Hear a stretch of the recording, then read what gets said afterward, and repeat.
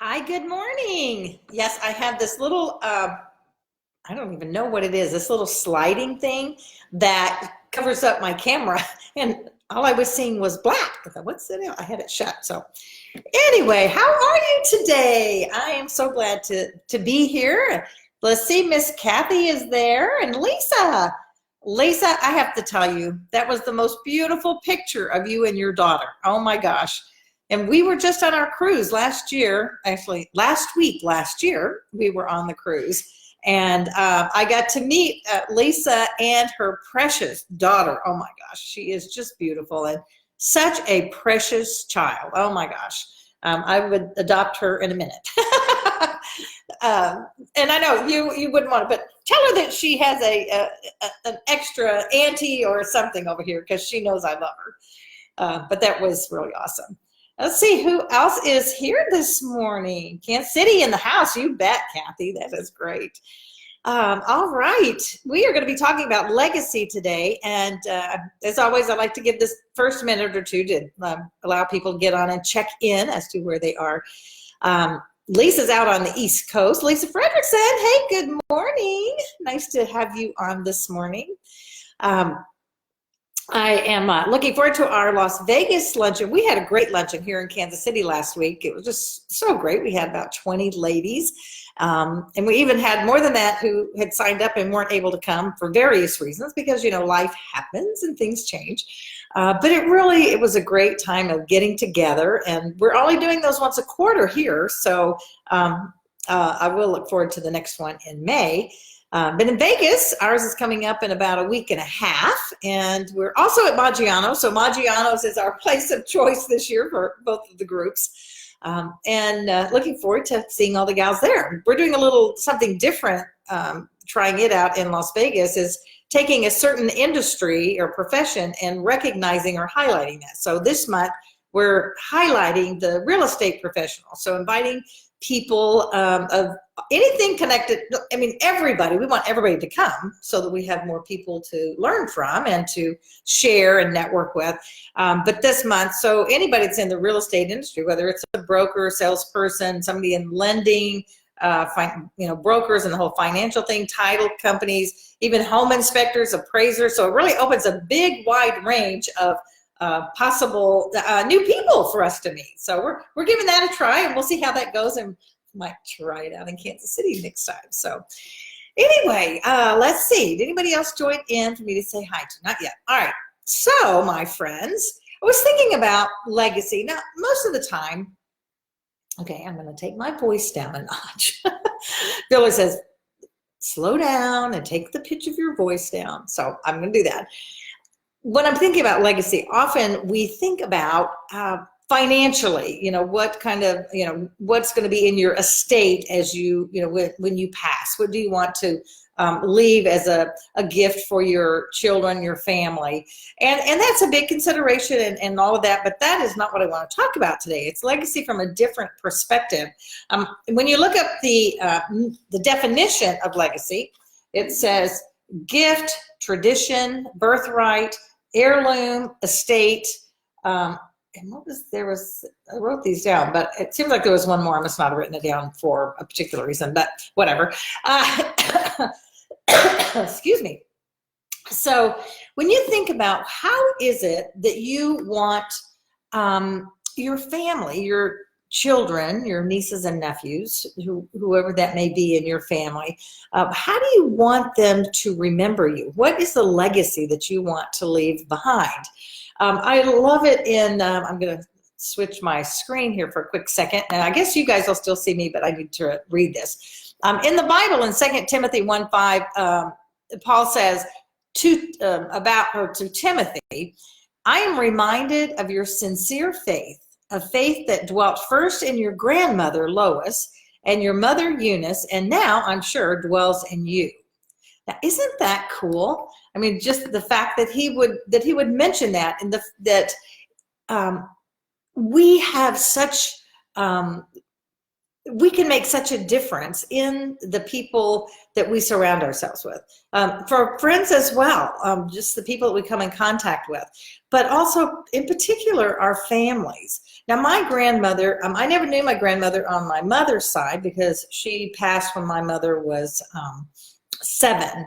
But her grandmother, that I think I saw her maybe as a little small girl. I don't really remember her, but that grandmother really saved my mother, because not only did she lose her mother, my grandfather, her dad, was a womanizer. He had several wives. Those stepmothers were cruel to my mother. And my grandmother was just the person that my mother could go to and could cling to until she passed. And then on my dad's side, my grandmother, we called her Mama Lane. And she was just this precious soul. And you just knew her faith. She just lived it. She loved her family. She, this was a long way back. She was, I don't know how old she was, but, as I'm a little girl, which was in the early 50s, and then she had her kids before. So she lived her faith, and they went to church. I think it was actually the Baptist church. Not that that makes any difference, but her legacy that she left was her love of Jesus, her faith, and her love of her family. Now, isn't that just beautiful? I mean, that is what I remember about my grandmother. And she made me feel special. So as grandmothers, as mothers, as the aunt that loves all your nieces and nephews, and I have several friends who are single that do not have children, and I so admire how active they are with their nieces and nephews. I mean, they are just like a grandmother. They're that role in the family that loves on, and those kids know they can depend on that person, right? And isn't that what we want? And I think sometimes as we maybe get old, because I know a number of y'all are in my relative age group, right? But as we become grandmothers, I think mistakenly society, kind of wants to get rid of older people. They don't want to hire them for jobs. It's like why would you not want to take advantage of the experience and the knowledge that we have, right? But as in other cultures where they revere people as they get older and their wisdom, I don't believe our society does. I don't see it. I see difference in how when I'm out with my mother that they sort of slight my mother, and which really drives me insane. Because she is an amazing person, and I do have my issues with my mother just like other people do, but the bottom line is I love her dearly, and I don't want anyone to disrespect her. But now she of course is a great grandmother, and she is loving that role, and that's still that influence. She is 90, and she also, as I was growing up, my dad was in the Air Force. We moved all over, but we always found a home church.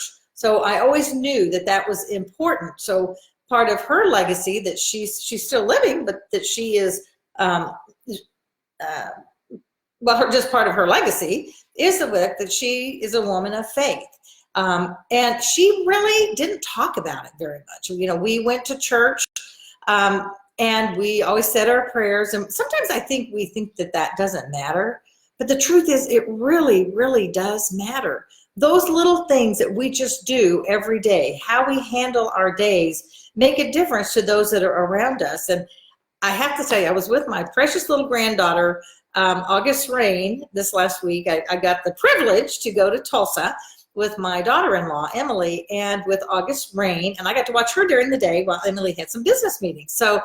And we were eating breakfast, and I just realized, just yesterday as I was thinking about talking to y'all about this, that I didn't have her say prayers. Now, I said prayers with my kids from the time they could sit up at the table. And for some reason, in a different place, in a different situation or whatever, I just didn't do it. And I thought, why didn't I do that? Why didn't I, stop and say, okay, let's thank Jesus for the food. And I know that Emily and Justin are Christians, and that would have been okay with them. But the truth is, if I had thought about it, which I regret, but I won't forget it again, it wouldn't have mattered whether they wanted me to or not, because I think we're teaching being grateful, and we're showing our faith when we do those things. So sometimes it's the little things that we do, but I think it really is how we live our life. So I made a list of some things that I think are worth consideration if we think about what do we want our legacy to be. And I think right up front, which is what I've sort of been talking about here for the last 5 minutes, is a legacy of faith. Is that what you want to leave? And so as we think about that, how do we do that? It's by our everyday example. You know, do our children know that we read the Bible? Do they know that we pray? Do they know that we pray for them when they're going through, you know, being grateful for their successes, you know, praying for them when they're having things that they're going through, just praying over them all the time. That shows our faith. And again, we don't have to say it. We don't have to say, this is what I'm doing. But by doing, it is the doing and being that person. So right on the top, you know, of one of the things that you might want to think about is in your legacy, is that what you want to leave, a legacy of faith? And the next on my list is love. And of course, I think really if you're living a legacy of faith, because you know, faith, hope, and love are what the Bible talks about. Love is right there. When we love other people, if we have a spirit of love, that is a wonderful legacy to leave. That we're not judging other people and condemning other people. And y'all, I don't know where you stand, probably a variety of places, although most of you I know, and I do know where you stand politically, but that is not the point as much as in this political environment that we're in, oh man, we need to show more love. It is tearing our country apart. Love, and with love comes love and respect for other people. We do not have to agree. Matter of fact, we can agree to disagree. I think a lot of times that's just what we have to do. And we can love the person and not the behavior. And that is a fine point. It's like, trust me, I'm sure my mother, and I know right even now that she so doesn't agree with everything I do. Matter of fact, she thinks I'm doing the dumbest thing to get another dog. I mean, she just shakes her head and thinks like, why in the world am I doing that? And I say, well, Mother, I know you don't agree, but this is what I'm going to do. I want a puppy. I want a new puppy, so I'm going to do that. But, you know, other choices and behaviors as as I was growing up, as my kids were growing up, certainly I do not approve of many of the choices my kids made. But did that mean that I'm not going to love them anymore? Of course not. We can love the person. That's what Jesus does. Jesus loves us no matter what, right? He died for our sins, of which there are plenty. And that's where forgiveness comes in. So that, you know, love being right there. Are you leaving a legacy of love where you accept people, that we really strive to not judge their behaviors, judge them because they're different than us? You know, and I have to say one of the ones I used to judge a lot was people with tattoos. Of course, now if I judged people with tattoos, I wouldn't even, I mean, my kids have tattoos, their spouses have tattoos, everybody has tattoos. But in my early years, I did. I just, you know, it wasn't right, and I'm not happy that I did. But that was an area where I realized that I was. And so it's like, so that's what they do. Does that mean I'm not going to love them anymore? No. It's sort of like, let's peel back the onion and just look at what's really important. So trying to, and sometimes we don't see it in ourselves. And so sometimes we need to ask somebody. And I know Jennifer's not on here this morning because she had a meeting, Jennifer Mills. And numerous times when we've talked, and she's told me that sometimes when she and her daughter, who's in her 20s, have a great relationship. And she says, so sometimes she just sort of asks her daughter to say, so like, am I being judgmental in this? And then sometimes the daughter will say, yeah, Mom, you kind of are. And so sometimes we don't see it in ourselves, and it's good to just ask somebody, you know, somebody in your family, or your husband, or your, you know, child, if they're, you know, open to being honest with you and not, you know, asking that to my daughter when she was going through her teens, I would never have even asked her any question like that.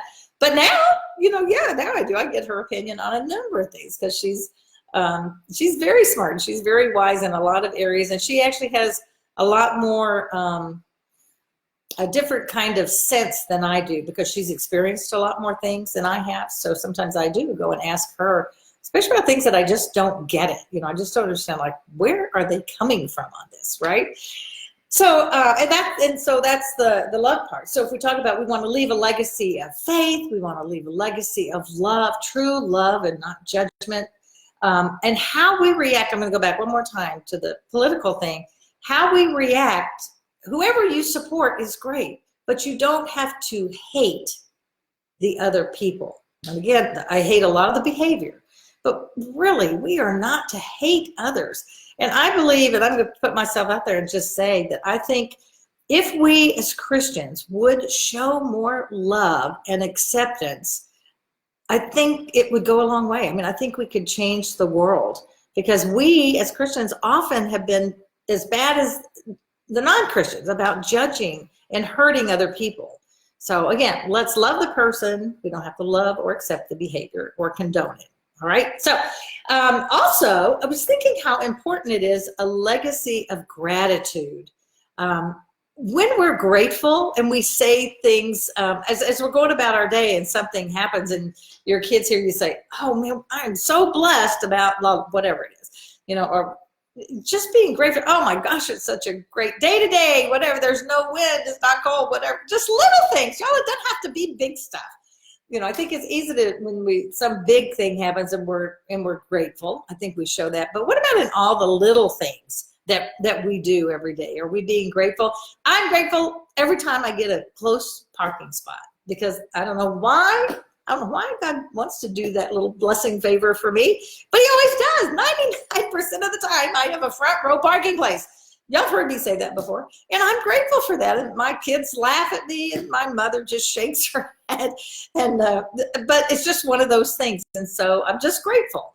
So I think that as we become more grateful and notice that, then that's part of the legacy also that we're leaving. That our family sees us being grateful, and it shows them. It gives them an example of how to be. How to do that. And sometimes I think when bad things are happening, when trials come, it is how we walk through those, that's what they're watching, because we're, it's often said that we're the only Bible other people, that some people will ever read. So what is our legacy? What is our walk that people are watching? So I'm going to take a quick aside and see who's here. We've had several new people join in. Yay. Hi, Sharon and Cheyenne. Hi, Cheyenne. It is great to have you on. Carol, hi there. And Bird and Michelle Cruz. Yay. Lisa Lake, girlfriend. So nice to see you on here. And Aweda. And again, I'm so sorry if I don't pronounce that right. And Charlotte and Miss Diane Gennari. Good morning. Good morning. And let's see, Judy Pence joined in. I'm going to slide back here. Thank you, Brenda. Good morning. Yeah, Brenda Kempton. Yes, okay, cool. Thank you guys for honoring me. I mean, I just love it that you would take the time to be here on these Tuesday mornings. Okay, so we have a few more minutes. We're doing good. I want to go keep going down my list, and I think this is really inspiring me to write something on this. So I may put out something about this.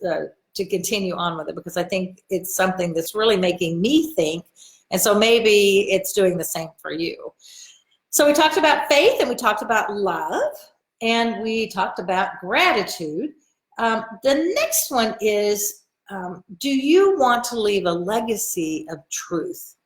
And I'm talking about being honest in all of our relationships with our, in everything that we do. Are we telling little white lies? Are we pretending things that aren't true? Do we tell the truth even when it's not in our best interest to do? Are we honest in all of our dealings with other people, with our customers, if you have a business? Are we being honest? One of the things I told my kids early in their lives, all through their young years, that I don't care what it is that you do, tell me the truth. You will always be better to tell me the truth. I mean, and I think probably every parent has said those things, but to me, truth is one of those. It's right up there on how important I think that is in a family. Now, if you want to take it back, the truth is, the truth is, if we are truly living in a space of love, we would never lie to anyone. We would not be truthful. Does that make sense? Because if you truly are living from a place of loving others and loving yourself, as we've been instructed to do, we would not be untruthful, because that would not be in alignment with what love is. But I break it out so that we can look at some of these things that are part of that. So, you know, do we always tell the truth? You know, Bill and I have a fabulous accountant who's been with us for, I am not even kidding you. Bill and I have been married, this year will be 42 years, and he had our accountant even before he met me. So for over, I don't know, 43, 44 years we have had him. He's like on the verge of retiring. We said, well, you can't retire from us. So, but we use every advantage that we are allowed by law. But we do not cheat. We don't lie. We don't cheat. But we do take every advantage that's available. So, so in our other parts of it, because I know that's where people talk about that, people cheating on their taxes, whatever. And I don't believe any of y'all are doing that. That's just an example that I'm giving. So what other areas, even when others around you are not telling the truth, and I'm not talking also, you guys, I think you're following my heart here. I'm not talking about telling a truth so that it hurts somebody.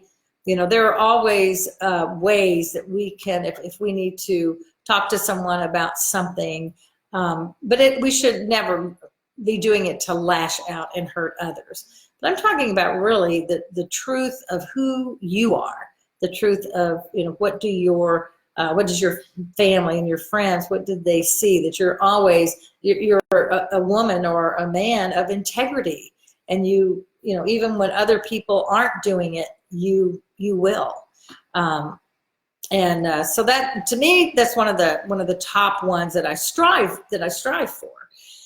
Next is, y'all are going to really be surprised about this one. And you can either call it choices or taking personal responsibility, because that's where choices comes in. I do want my children to realize, and my grandchildren, because now my kids are, you know, my kids are older. My son's hitting 40 this year, and Alicia's in her late 30s. So a lot of, you know, the training has happened there, you know, and now it's the grandkids, right? And so I want them to learn that there are consequences to our choices, and we have to own up to them. And again, that's truth. So you see how these all flow together, but it's when we break them down and look at the different areas and teaching them that, you know, that there is always another choice, that they don't have to just accept what happens in life, but that they can be proactive, they can make their own choices, and they learn that as they get older. You know, even from little kids, if they throw the block across the room, then there's probably going to be some, you know, whether it's going to be a timeout or whatever it is, there is a consequence to that.